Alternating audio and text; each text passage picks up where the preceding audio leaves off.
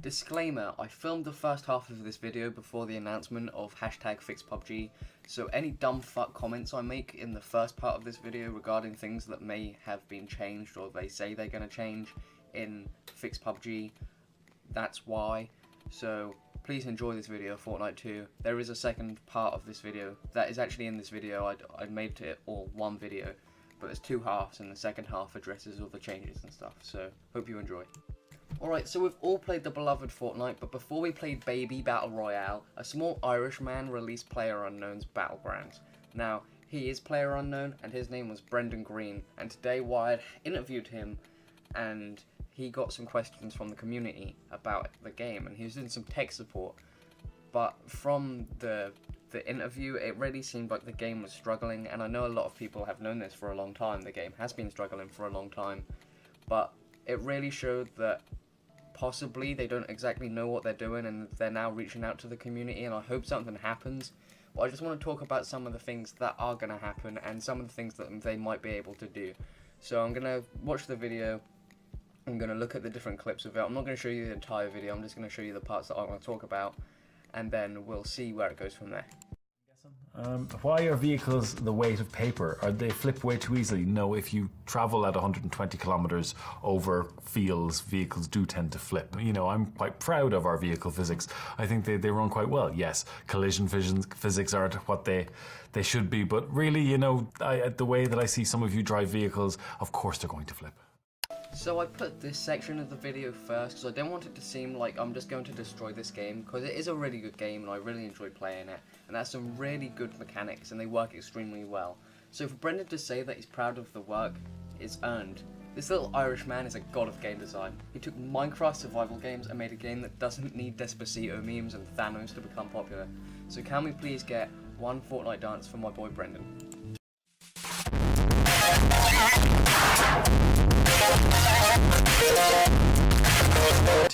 Oh, it's an essay. So, when will the other maps get increased loot? You know, so this is the problem. So, like, if everyone lands in Pochinki or everyone lands in school, there's going to be someone that gets the weapons and someone who doesn't.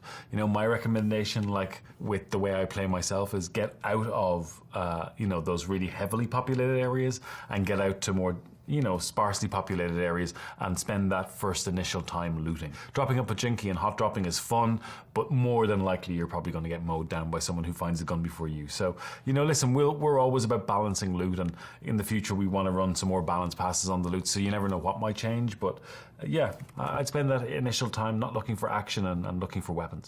So the first flaw we see from Brendan is that he blames the playstyle of the player to why they don't get loot.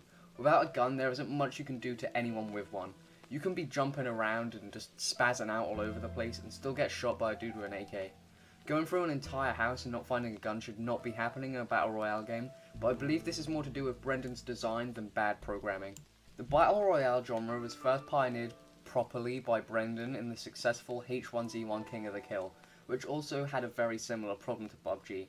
I believe that Brendan has created a formula in which every game of his should be played. His formula is landing, looting, player looting, and then endgame.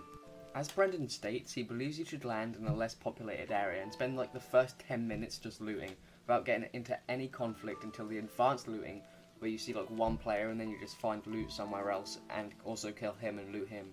And then you only get into conflict at the end of the game, and you see that quite a lot in many games, you know, as soon as they like close the circle, you're forced into conflict. But landing in a hot area just to get kills and to loot should be a viable option.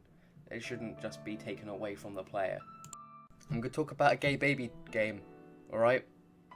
So, I'm not saying either one is better, I'm just going to compare them. Neither of them are better in this video. I have my own opinion, you have your own. I just got to talk about the gay babies for like 2 seconds, and then we can move back onto PUBG. So sorry if I offend you, but I've just got to talk about some gay babies. So we're going to do that. Just cover your ears if you don't like gay babies. So in Fortnite, you know, Fortnite, the baby game, you can land and tilted, and it's a highly populated area. A lot of people go there because it's, you know, it's the meme. Everyone goes tilted, everyone goes to get kills. But I don't think there's ever a time where you don't get loot and you don't get a fair fight. So it means that you can start off really getting into conflict as you start the game. And this is really good game design because it means you don't get bored within the first 10 minutes. That was a massive problem to me. I play in PUBG, and in the first 10 minutes I was just thinking, wow, this is really boring. But like it was only fun as soon as you got into like end game, and for Fortnite it's always end game. Like no matter what, you always have to be on your toes. It's always faster flowing gameplay. And I know that Brendan says, oh, it's not an arcade game, but there needs to be more action in this kind of realistic game, or else people get bored because like they have to keep everything focused for this 10 minutes.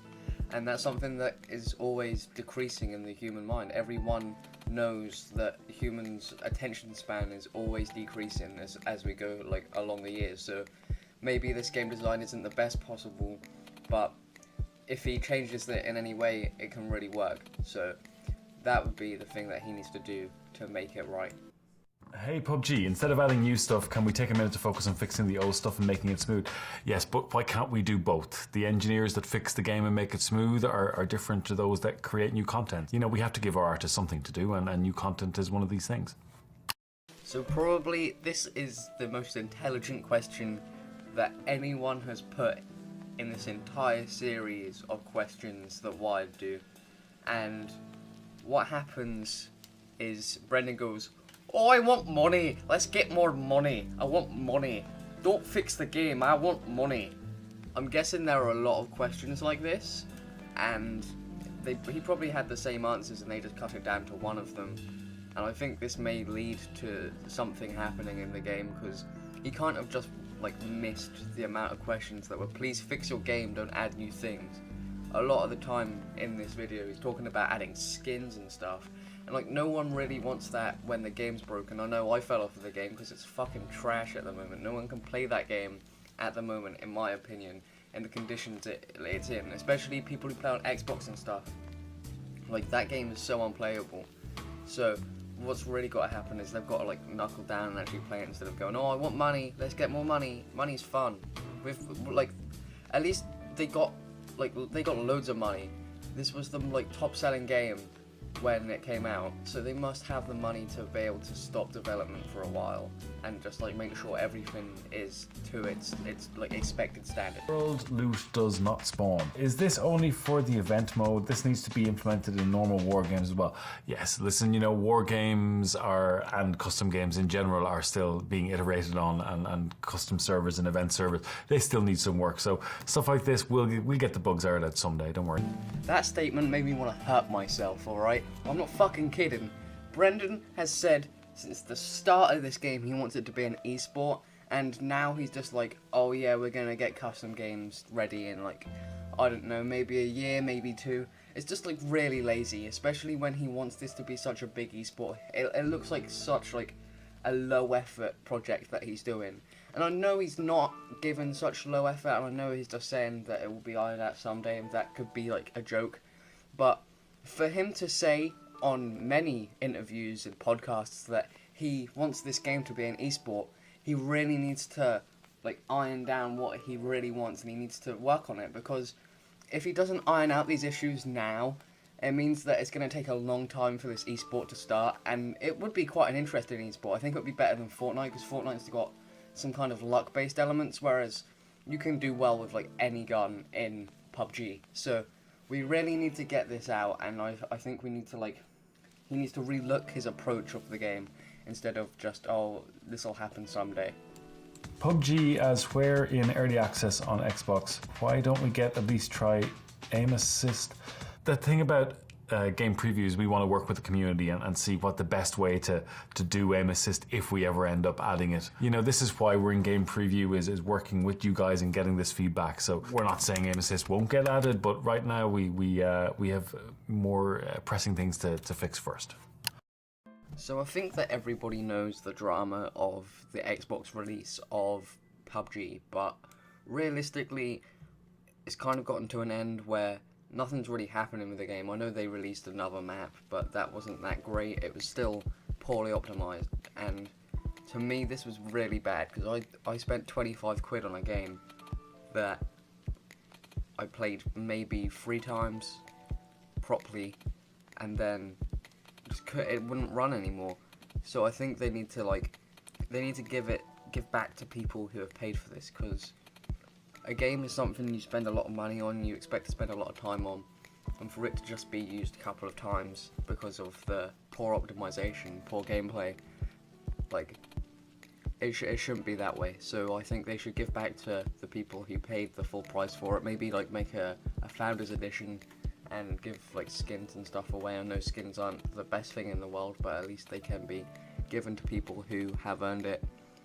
And I think they just need to rework the game. I know they're getting it to 1.0, but they really need to give back to the people who have paid for it, because game preview games became really popular.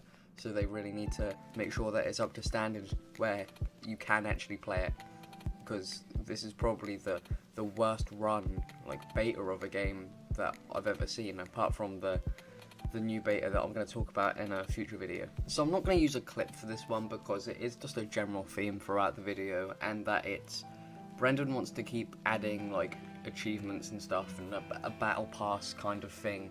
And that's all well and good, but right now I think the main thing that should be happening is just making the game more full and more enjoyable and more fair.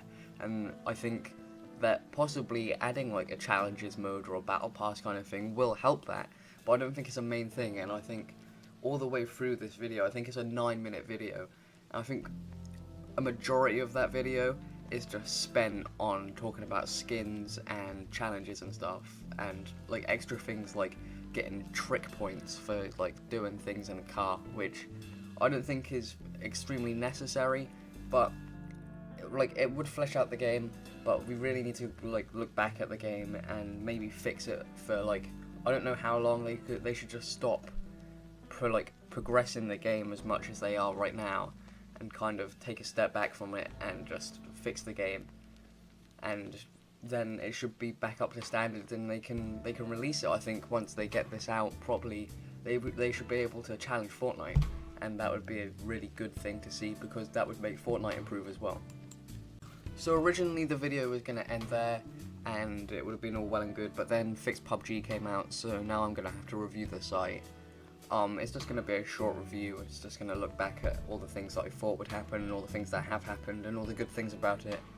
But like, I'm not going to take screenshots from it, because you've already seen quite a lot of it, especially if you're interested in it. I'm just going to use a couple of screenshots from the actual site to explain what's happening. And yeah, so this is the second part of the video, filmed like 2 days later. So basically, FIXPUBG is just the development team just going, let's take some time off of getting everything out and let's fix this game, which is something that I said when my I was gonna say first video, but it's gonna be in the same video. So when the first part of this video, when I said, oh, they need to take a step back, so this is a really good improvement. I think this tagline is very integral to the way that they design this game, because like, if they don't make it more fair and more stable and just a better game in general, I think the game will just kind of die out, because this is kind of like the last hope for the game. But this is it's a good thing. I think a lot of people are saying that it might not be that great because new things aren't coming, but making the game a lot more stable, a lot more fair will be great for business, especially like esports will be, you know, booming, which is a good thing. I know a lot of people say that like esports isn't a good thing, but esports is good for games because it means like that they last longer. Like CS:GO, I don't think it would have lasted this long without esports. So I think this is a really good thing for the entire game as a business and for anyone who likes to play the game. They've added these fix logs as well, which shows you like all the things that they're doing and all of like how far they are into it. I think these are really good, and you can go and check them out on the site. I know this is going on for 3 months, so like just check it whenever and you can see what's happening. A lot of changes are coming to Xbox as well, and a lot of them have been completed, so at some point I'll probably get back on the Xbox version and probably review it for some people. If you want to watch that, of course, you know, you don't have to watch that video, but it will be cool. So I'm going to leave you guys with the roadmap so you can see everything that's going on. I really hope you enjoyed this video. If you're new, subscribe. If you enjoyed the video, leave a like, leave a comment if you're looking forward to anything in particular. Leave a comment if you want to see the new Xbox video, and there's going to be loads more videos like this coming out soon. So I hope you enjoyed, and I'm just going to leave you with this roadmap. So peace out, guys.